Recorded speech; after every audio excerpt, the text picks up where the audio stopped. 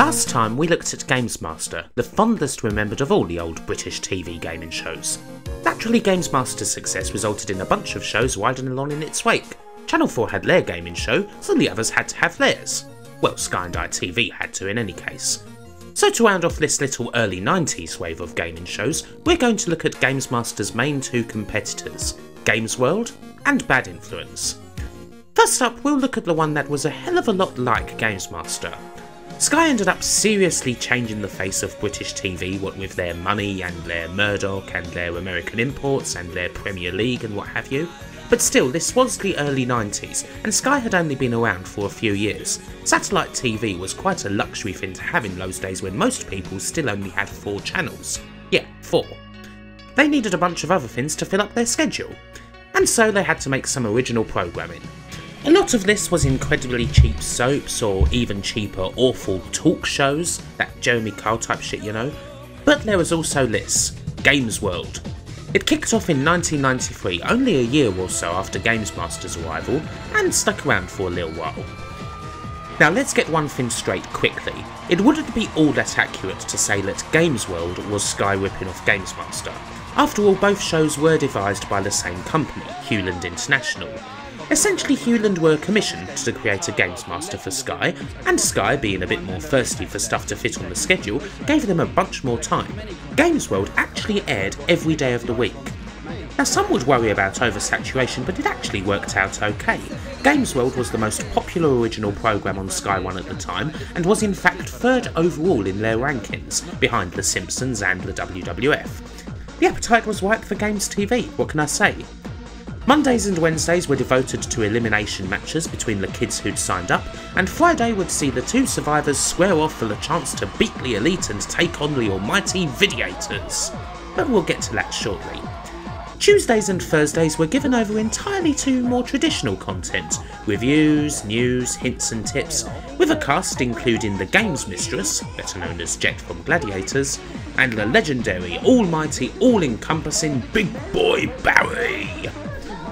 For most of the week though, there was still an audience, there was still a theme, Games World being a bit more post-apocalyptic than Gamesmaster, and there was still a host who had cut his teeth as, and in fact was still very much, a stand-up comedian, one of the most respected on the whole circuit. Ladies and gentlemen, I give you Bob Mills, known from here on out simply as Millsy.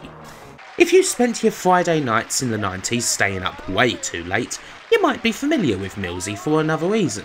He was also the host of In Bed With Me Dinner, the undisputed king of Friday night post-pub entertainment. I love this show. Many a time I stayed up until like 12:30 in the morning just to watch me dinner. This was the sort of format where Millsy absolutely excelled. His dry, slightly laddish and cynical sense of humour was a perfect fit for a show that was basically finding old clips of weird documentaries and then laughing at them. Now ask yourself this. Do you think that such a sense of humour would translate to a show about video games, aimed largely at children and maybe young teens? What do you reckon? Of course it bloody didn't. Alas, Millsy just doesn't work at all here. Let alone the problem that, much like Dexter Fletcher, he clearly didn't know Sweet Fanny Adam about video games. And also, well, have a look at him and ask yourself something again. Is he drunk? Let me just shut up so you can have a closer look.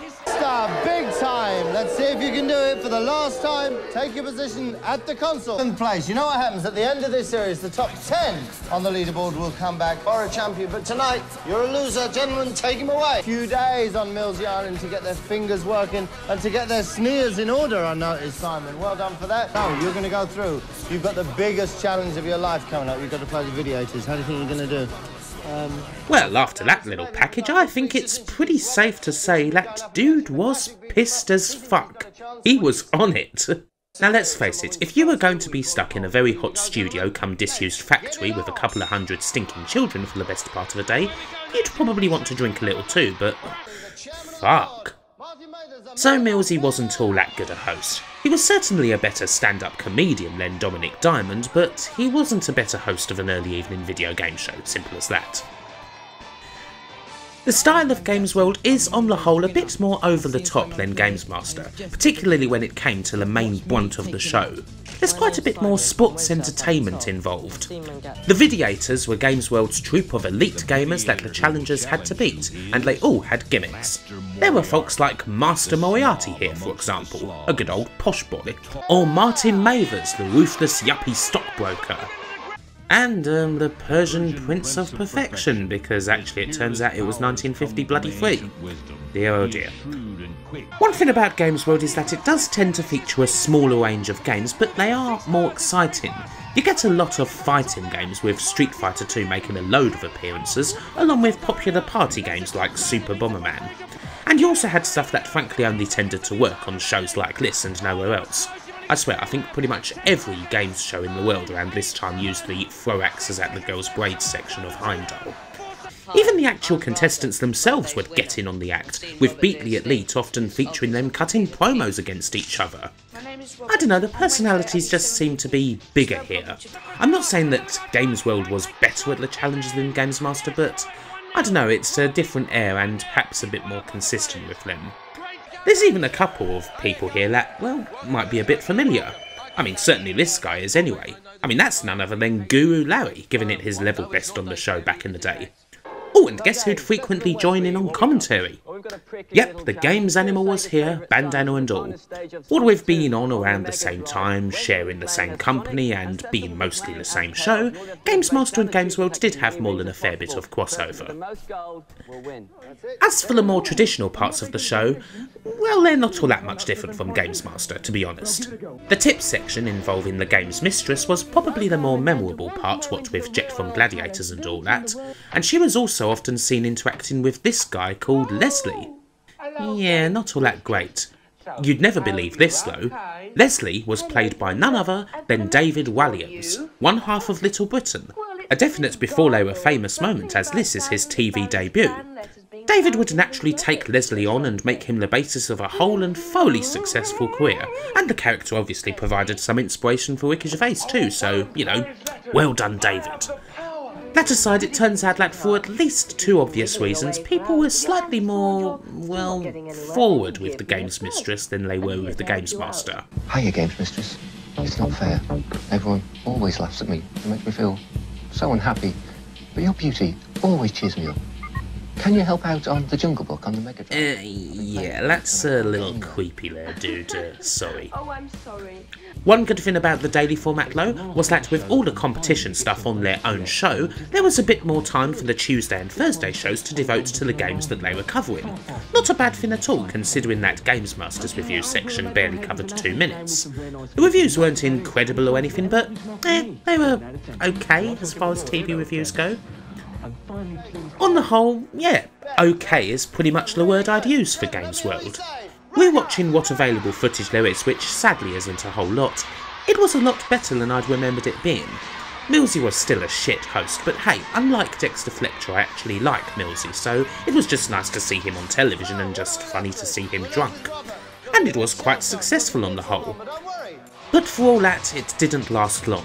There were only 3 series of Games World, and the show inexplicably didn't resurface for a 4th in 1995. I guess the winds changed?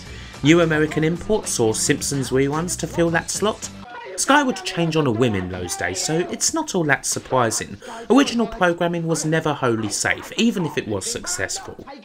However, like Lazarus, Games World would actually have a 4th series in 1998. Virtually no one returned for this series aside from Martin Mavers, this time appearing as Lord Leslie Mavers, and Dave Perry, now free from those Gamesmaster shackles after what was described in various circles as the St Paul's Church screwjob. Alas, Millsy didn't return either. The 4th series was hosted by Andy Collins, who, funnily enough, had won a golden joystick on Gamesmaster back in 1993. Thanks for that, Wikipedia, otherwise I'd have literally had fuck all to say. I'm pretty sure that this 4th series was on at quite a shit time too, like early in the morning or something like that. There wasn't to be a 5th series, and there wouldn't be any kind of a send-off either. Simply discarded, a plaything that Sky forgot. Games World! It was okay. That's the headstone. And so, time to move on to the second half. We're away to ITV, and to Yorkshire Television. Kind of refreshing seeing as everything we've covered so far has been in London with a white world barrel of Cockney monkeys so far. Well, aside from Dominic Diamond, obviously. Coming at you from the heart of Leeds, Bad Influence is a different kind of programme to what we've seen so far. No challenges, no eliminations, and certainly no videators. Bad Influence is a bit more factual, a magazine type show that covers various topics around games and even has a bit of technological stuff thrown in too alongside the usual tips, reviews and previews. The hosts were two children's TV presenters, Andy Crane, who'd cut his teeth in the CBBC broom cupboard back in the 1980s, and the awesomely named Violet Berlin, who'd previously done kids stuff for CBeebies and Sky. While it may have followed in the wake of Gamesmaster, it bears very little resemblance to that show. This is more influenced by the likes of Tomorrow's World, only with a focus on games and what they can do. It's like a showcase. You could even, I suppose, go all the way back to Micro Live, although naturally this is far more interesting because, well, video games. And of course, it's aimed at children. Whereas Gamesmaster went for broader appeal, what with all of its antics, Bad Influence is very much geared towards, I would say, 8 to 11-year-olds, certainly in its first two series. It had a 4:30pm slot as opposed to the 6 to 6:30 slot that Gamesmaster and Gamesworld occupied, and was part of the CITV strand. You won't find a whole load of knob-based humour here, I'm afraid. And if you're not familiar with the show, it's worth keeping that in mind. It may seem like the show's teaching you how to suck eggs a little, but it was aimed at people much younger.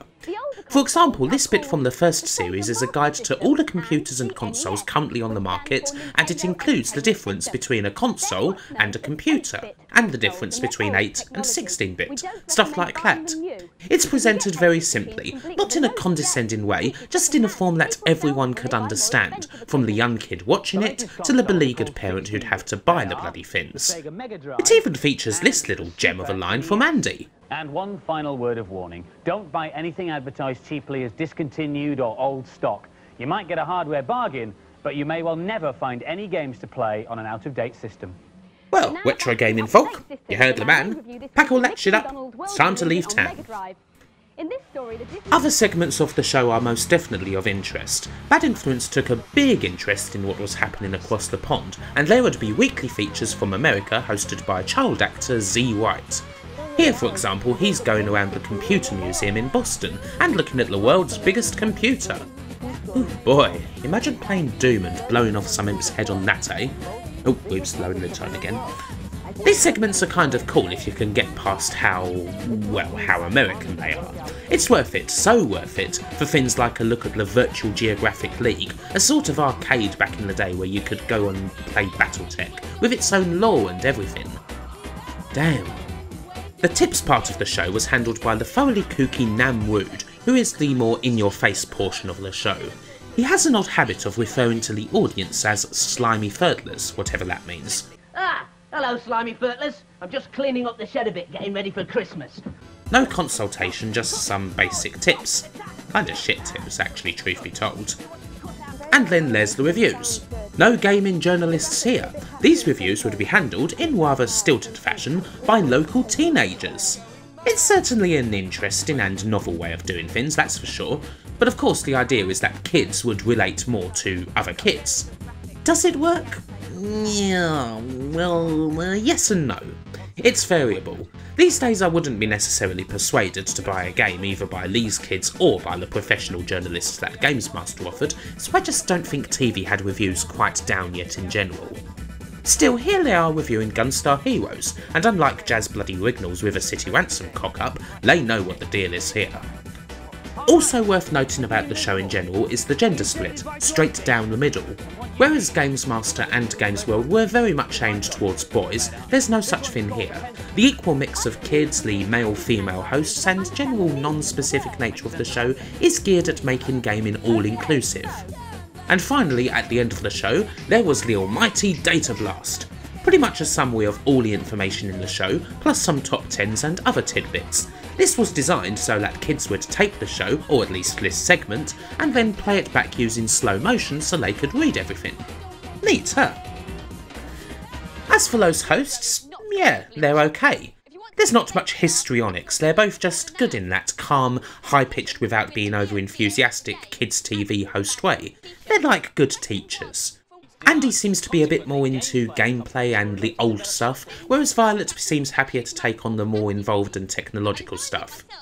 Violet Berlin is naturally better remembered, and in fact, unlike pretty much every other host we'll be seeing, Violet actually appeared in a video game. No, seriously, you can play as Violet Berlin in Micro Machines 2 for the Mega Drive. The hosting is fine. Namwood's tip section aside, the programme is actually kind of dry, but the style is light and entertaining, and very good indeed for kids. And naturally, like most gaming shows in these days, the show was one of the most popular that CITV produced. Nowadays, thanks to the show's nature, one of the things that it is absolutely brilliant for is seeing bits of rare and obscure gaming ephemera in the wild at the time when it was actually available. So many examples of that. Look, here's Violet showing off the Mega PC, an Amstrad computer that could also play Mega Drive games. This total flop will set you back at least £300 these days, and that's still a meagre fraction of what the bloody thing sold for back then. The computer console roundup features of all things the utterly worthless Quickshot Supervision, for when your parents actually couldn't afford a Game Boy. And here's a look at the Amiga CD32. Oh dear, Commodore. Oh dear, oh dear, oh dear. Not that I want to give off the impression that a feature on Bad Influence would result in bailiffs knocking down your door. There is a lot of cool stuff here too, and the programme landed some very neat exclusives, such as this, a look into the development of the almighty Donkey Kong Country. For the third series, Bad Influence switched looks a little to have more of a virtual reality style theme. In doing so, they appear to have taken a whole bunch of inspiration from Rise of the Robots.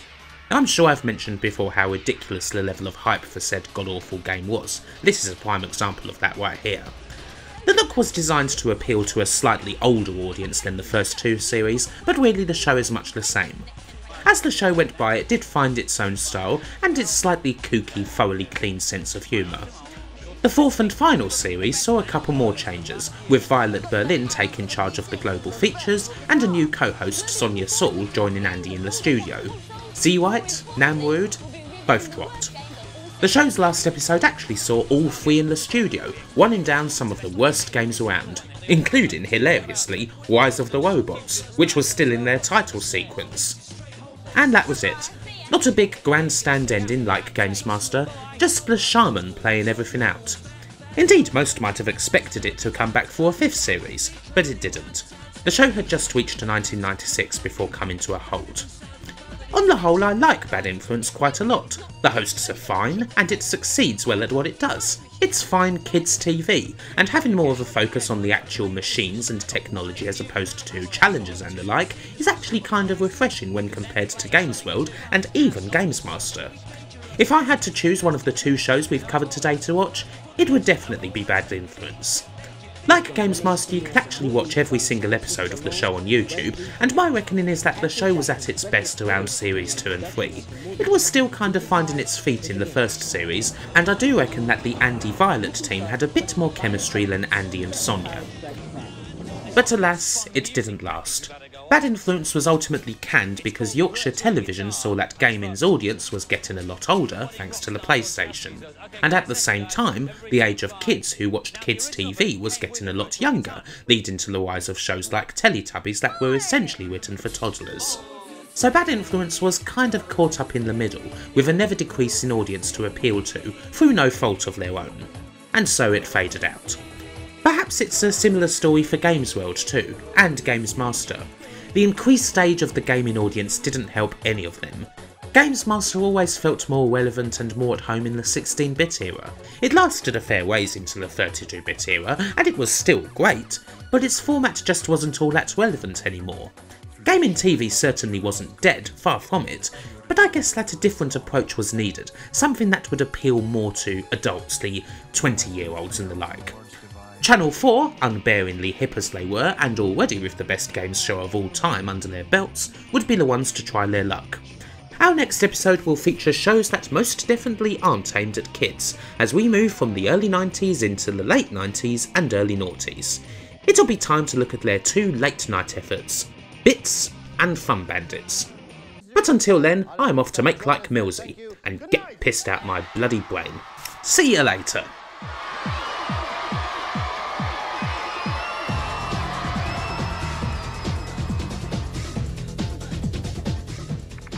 A dilemma for Tori next, with Kirk as a judge. How can she possibly hope to win the title of Miss Paradise Beach?